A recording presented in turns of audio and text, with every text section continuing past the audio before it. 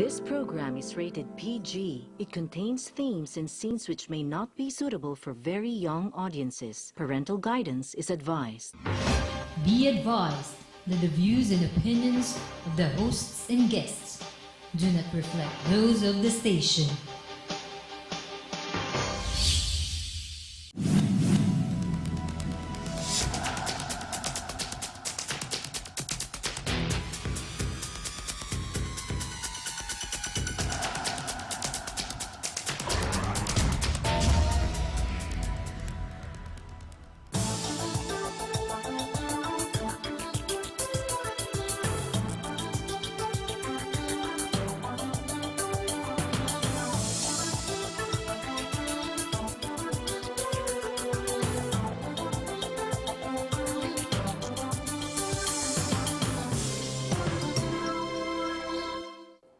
Okay, we're on the first week of June, and this is our first edition for this month.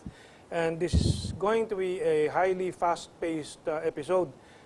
We have three parts under the heading of the real issues for the elections. Ang daming dakdak, ang daming headline, pero nawawala ang real issues. So today we're going to talk about some good news because you and we are fighting together with Jojo Borja here on the electricity front. We have some good news. May mga victories tayo, pero these are the issues. Number 2, part 2, will be on who is the Nazi. Kasi naririnig natin mga matatapang na mga leader daw, kinakalaban ng China on this issue, that issue. Sabi niya, Nazi. Sino ba talagang Nazi? We will go back and review history. And on the third part, we will discuss itong raging controversy,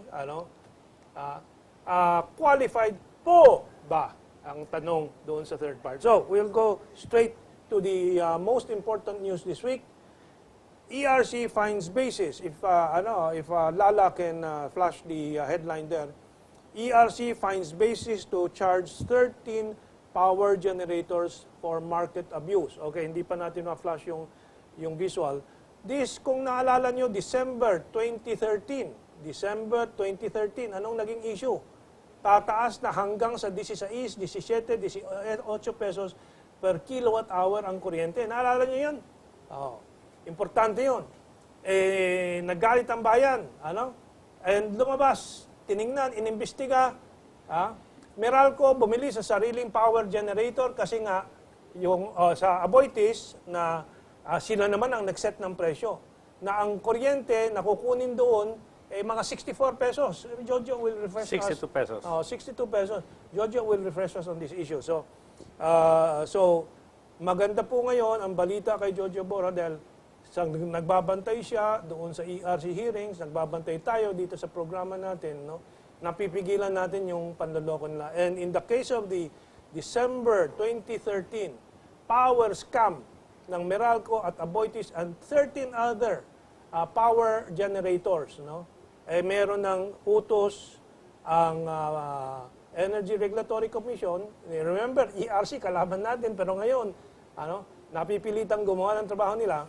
The investigative unit of Energy Regulatory Commission is recommending of filing charges against 13 power plant or power generators doon sa December 2013 power scam. Jojo Borja, take it away. Okay. Good news, no? There are three sets of good news. First, ERC is finally... Okay, your camera is over there. ERC is finally acting as a regulatory body. Regulatory body. ERC, first, is going to review the past so many years of the introduction of the performance-based regulation. This will mean that massive refunds will be given back to the consumers since 2007 up to the present. Why? Because Meralco has admitted that in the purchase of their capital electrical equipments, they reduced their purchase price by 48%, meaning to say that the rates that were established since 2007 up to the present were overstated simply because the business of electricity is that you make 18% out of your capital. If your capital is reduced by 48%, it will also reduce the rates that we are paying.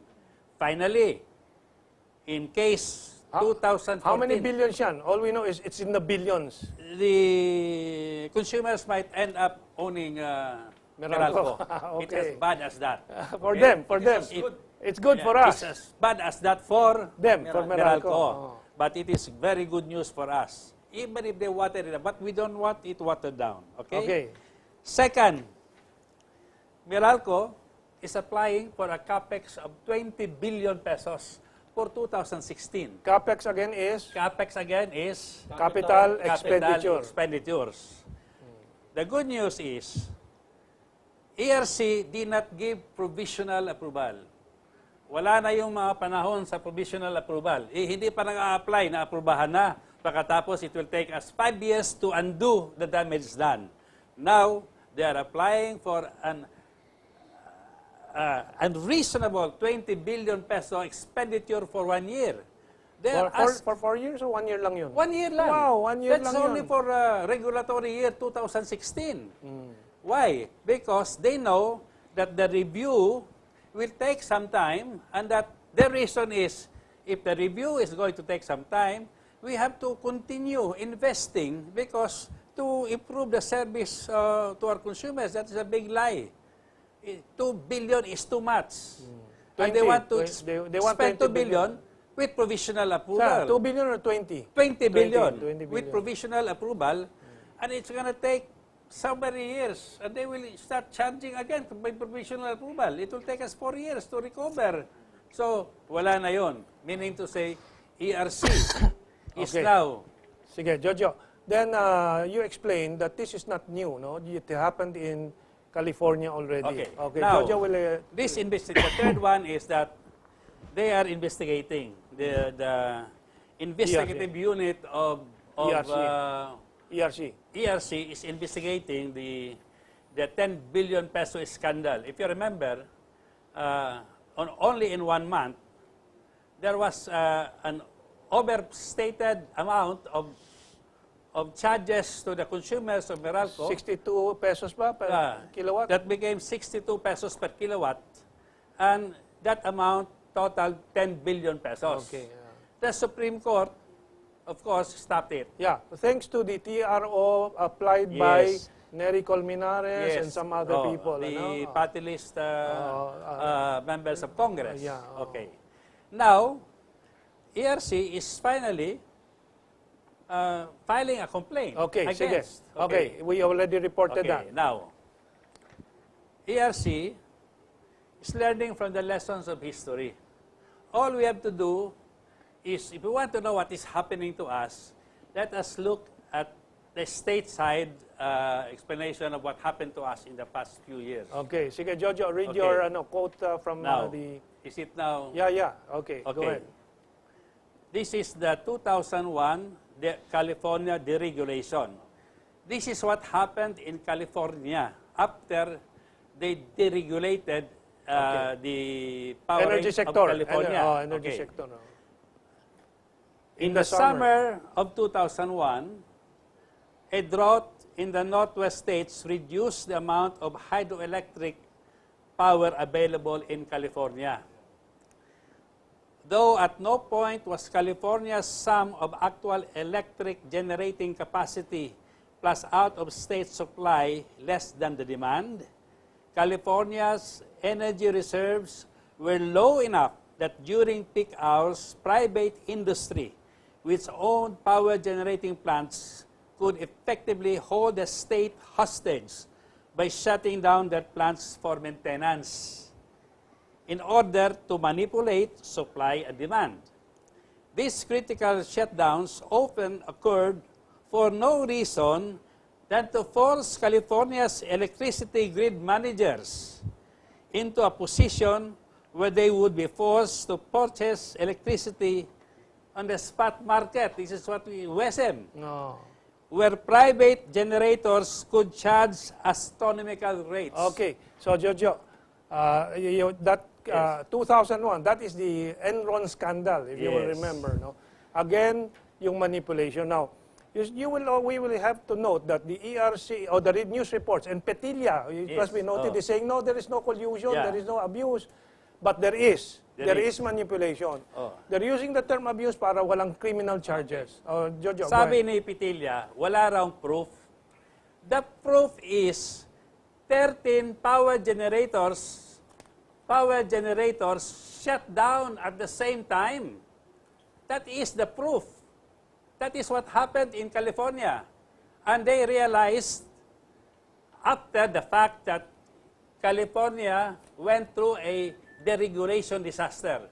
Now we are in a disaster mode. First, they introduced deregulation, then the disaster that followed, and what California did after the disaster, they found out that this is exactly what is happening.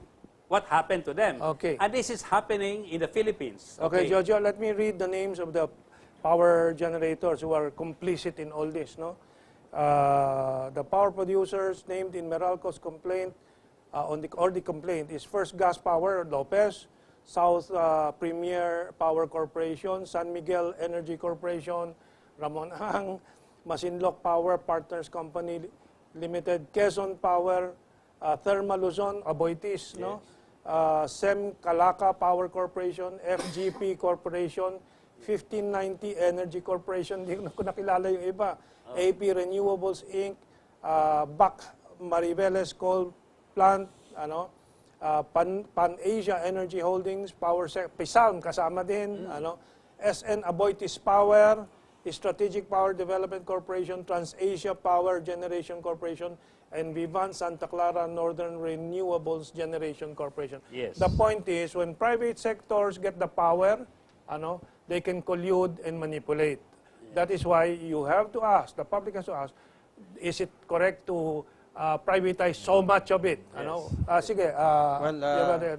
Kamentong, gusto ko lang ipakita sa audience itong librong ito, no? This is authored by Jeronimo Velasco, the Secretary of the Department of Energy during the time of President Marcos. In that book, Secretary Velasco states how the Philippines was able to have the lowest price of electricity for its consumers in the whole world during that time. We had the lowest price of electricity. Do you confirm it, Jojo? Yeah, I can confirm it. It was because we did not follow the regulation, privatization mandates of the IMF World Bank. Okay, sige. So, we're running out of time There's sa a first part. conclusion here. Oh, sige, go ahead, Jojo. Now, we are now in the stage where we realized what happened to us. Okay. The question now is the fourth stage. In the U.S., the fourth stage was people were sent to jail. And People committed suicide. 1 minute to the break. So, Okay. kaya bilis. Okay. Oh, Now, see, the question is, will these people who abused the consumers go to jail or will they go scot-free? Or will they go to jail and some of them commit suicide? Oh, that's the Nagkakaroon fourth yata stage. ng tsa-tsa Oh. para hindi na sila mapunta sa Yun. kulungan. Okay, we will discuss achacha maybe also in the second and third part. Maraming salamat. We move on to the break and then please come back for the Who is the Nazi? Okay. No.